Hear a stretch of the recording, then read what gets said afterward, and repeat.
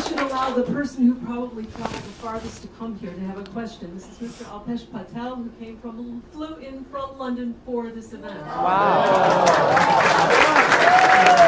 Thank you very much. Well, I wanted to meet the next president of the United States.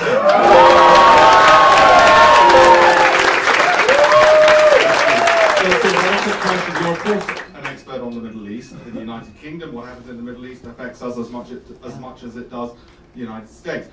Given the escalation of the war in Yemen, the humanitarian crisis there, the blockade of Qatar, all these escalations caused by individual states who you've mentioned before, time and time again, Saudi Arabia, how would you as Commander-in-Chief bring more stability to the Middle East for the whole world as well as for the United States? Yeah. Thank you. Thank you. Thanks for your question.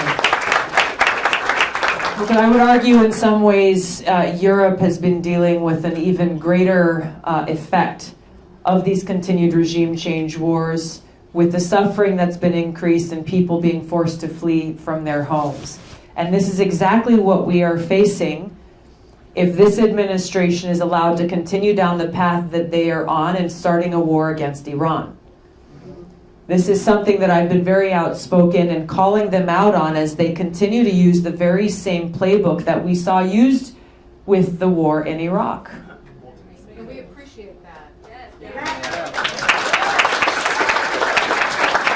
And you're right, it is John Bolton. Get him out of there. It is John Bolton who is leading the charge within the White House, somebody who was a champion and architect of the Iraq War, and again is using the very same tactics to try to create a situation to make us as people believe that war against Iran is inevitable and in our interest, when in fact the opposite is true.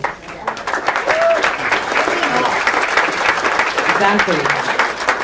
So, I know you didn't mention Iran, but this is happening right now, and I want to address it because the effects of a war with Iran, the cost of a war with Iran, would be far more devastating than anything we ever saw in Iraq. We would see far more refugees fleeing across their borders across Europe, creating more instability. We would see far more death and suffering across the Middle East. We would see more strengthening of these terrorist groups like ISIS and Al-Qaeda that we've seen after the regime change wars in Iraq and Libya and Syria. What to speak of the cost on American lives and American taxpayer dollars. This is something that we have to make sure does not happen and hold leaders accountable to do so. We look across the many challenges in the Middle East. We look at what's happening in Yemen, where people are still being bombed. Civilians, men, women, and children are still being killed by a US-Saudi coalition that is fighting in this proxy war that's really happening between Saudi Arabia and Iran. We must stop support for Saudi Arabia now.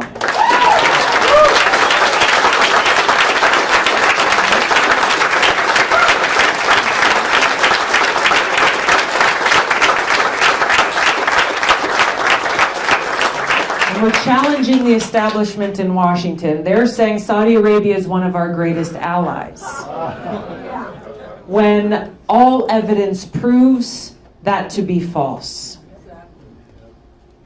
That Saudi Arabia is continuing to lead this genocidal war in Yemen that's taken the lives of tens of thousands of people, causing millions, tens of millions of people to starve through this blockade that the US military has supported because of decisions from both this administration as well as the last one.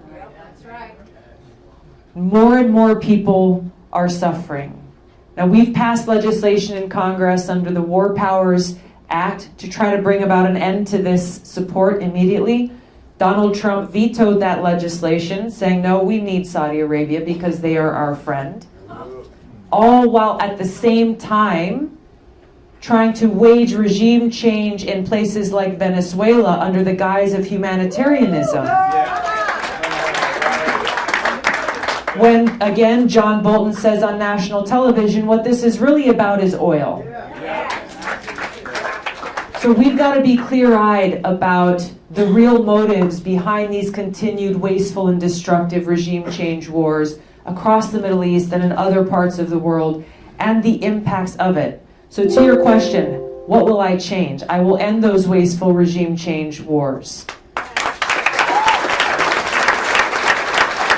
With Iran, I would re-enter the Iran nuclear agreement.